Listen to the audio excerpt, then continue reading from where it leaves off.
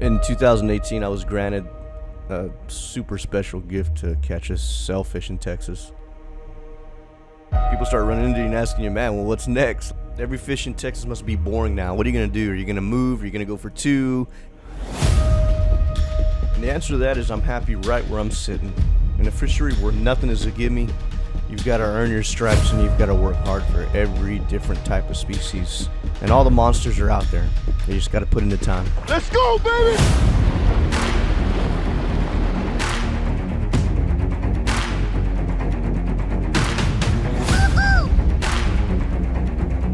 Yo, check this out! Dude, I got something big. I don't want to jinx it, but I may have a sailfish.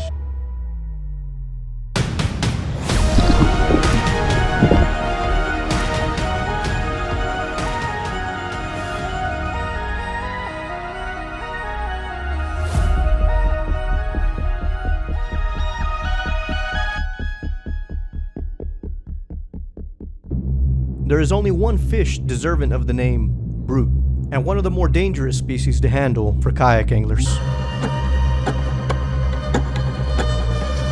You want to talk about a fish that has it all? Let's talk about the cobia. Cobia have chaos built into their DNA, and it's just one of those fish that really have it all. You know, they've got the strength, they've got the endurance, they've got the stubbornness, and despite not really having the greatest speed in the world, it's the fight, it's bringing it, it's winning that battle. And it brings me to the term of torque. You know, there's just so much power behind every movement. Hey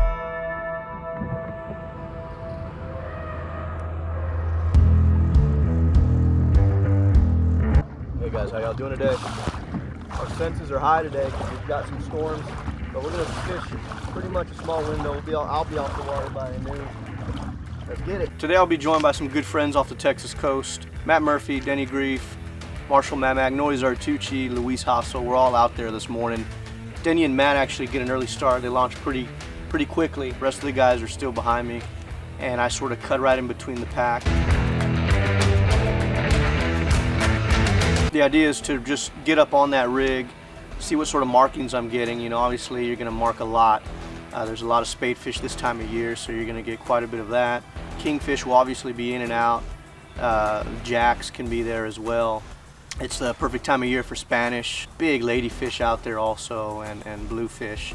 So it'll be interesting once I get there. And you know, one of the things I like out of the Humminbird fish finders is the fact that they can give you sort of a size identifier. So once I get close to that rig, I'll be looking out for that distinguished chirp that Humminbird is known for when it identifies a bonus fish. And if so, if the conditions are right, the circumstances present themselves, I always like to chum up a little bit and see if I can bring up some of those species that might be down mid-column, or maybe even pitch a live bait, dead bait, if something's riding on the surface and I can make eye contact with it.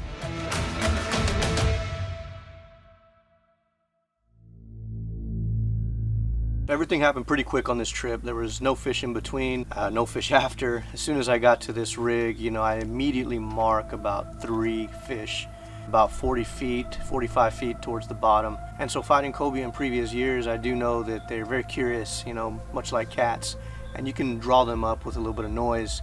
I did all that. Nothing seemed to bring them up, so I went ahead and chummed. So I knew these fish were possibly coming up. And I think at about 15 feet, still obviously not visible, that's when my reel just gets smashed. Got something a little heavy here. Could be just a... This is heavy.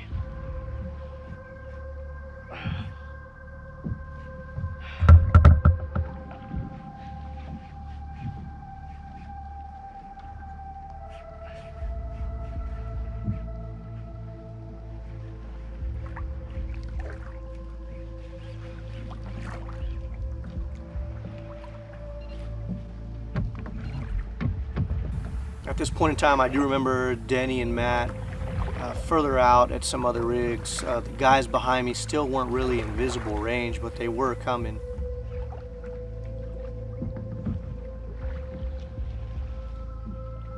Some of the guys went around me, but Marshall Mamak did see the rod bending, and also I believe Noe was out there. He sort of stayed off to the side, Marshall just sort of beeline straight towards me. One could only hope. Marshall's known for catching cobia, so he sort of jokingly says that, what you got there, you know, definitely not a cobia. They don't exist anymore.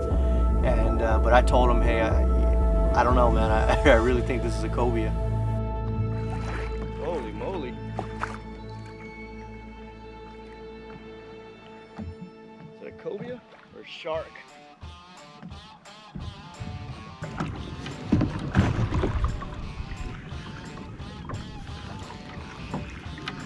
Oh man, it might be a cobia.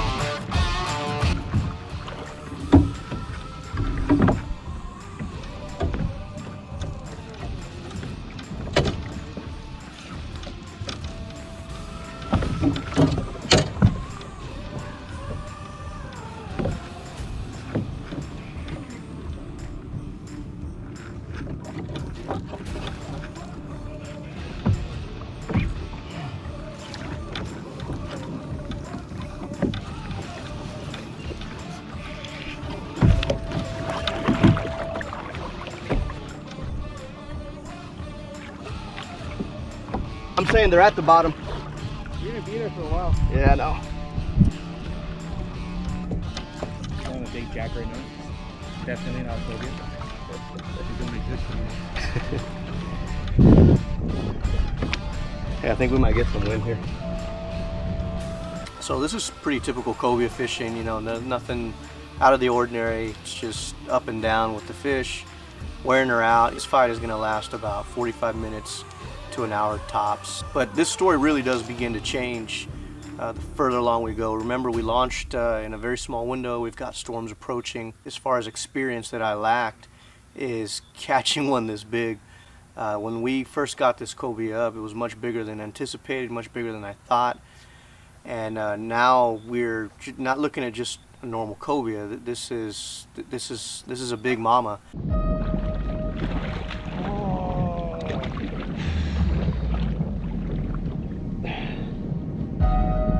Of course, with bad weather coming. So, with bad weather approaching, drag just perhaps a little bit too tight. All of a sudden, this is when all hell breaks loose. The rod snaps.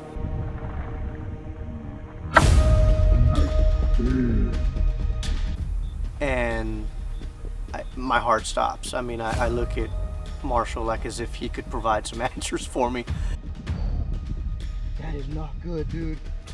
I just looked at him like, what next? My first instinct was just not to get cut off, so I went ahead and flipped just the whole assembly. I'm literally reversing this backwards. So here I am, I'm reeling in backwards. I'm starting to panic, and I'm starting to get that sense of defeat that I've always experienced when it comes down to fighting cobia. What do we do? Got this. We landed or what? But I'm gonna stick it and it's gonna flip. This fish really isn't a quick thrasher. It's just slow, powerful torque. And so once I put the gaff where it needs to be, or at least where I think it needs to be, she pivots and just slowly rips this gaff out of my hand. No. So now I've got a gaff that's sinking to the bottom of the Gulf of Mexico. And this is the moment, right? So this is the moment where I'm going to be able to get my first strikes at this fish. And this is a pretty critical part of the fight. You can either get some bad shots and really upset this fish to where she's just going to start fighting again, thrashing, chaos. Where I'm coming from on this first opportunity is I want to get the hardest hits to just possibly stun her.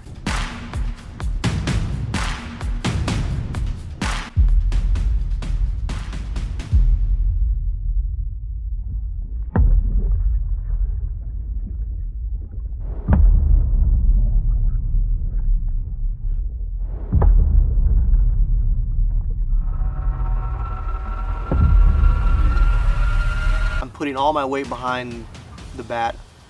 I'm driving this bat through the water. I'm making contact. I'm making really good contact. And when you feel like everything's going right, clank. The bat breaks. Here we are again, man. I don't know what to think. Again, I'm looking at Marshall. And when I look at him, I'm not looking at the fish. And the whole beautiful part about what is going on is I'm looking at his eyes, he's looking at the fish. And one of the first things that comes out of his mouth is, you got her, you know, you got her. So I look down and the cobia has lost its color, which is a clear sign that this fish is out, defeated. Now I have an opportunity to bring her on and handle her a lot better.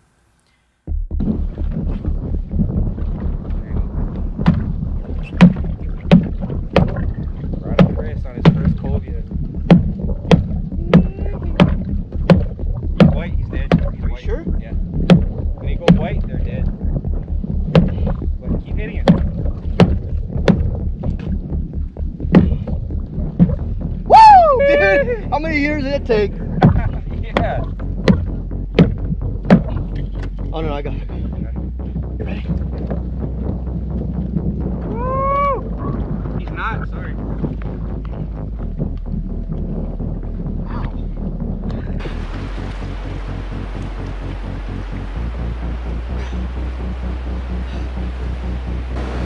Took a bat, took my tsunami rod, which I mean I've caught sailfish on, sailfish on. Wow, dude, that's special. I don't know what else to say. I don't know if I'll ever get a cobia that big here, at least.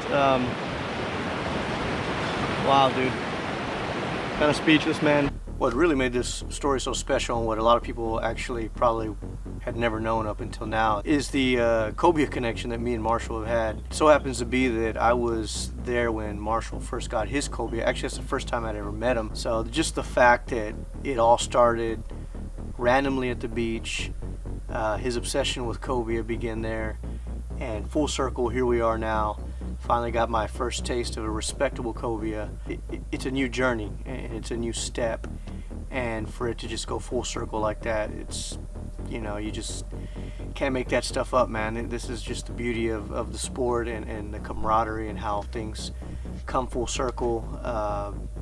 It's just amazing the way it all was put together. And it's a story I'll never forget.